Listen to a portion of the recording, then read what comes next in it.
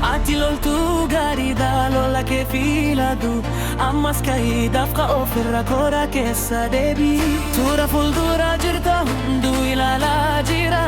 Amma hamada itti dihacha jira amma le mukhmuramne Lucky lucky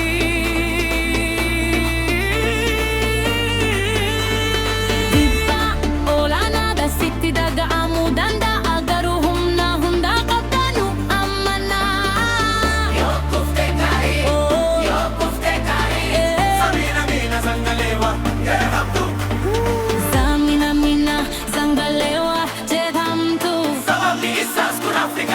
Mama!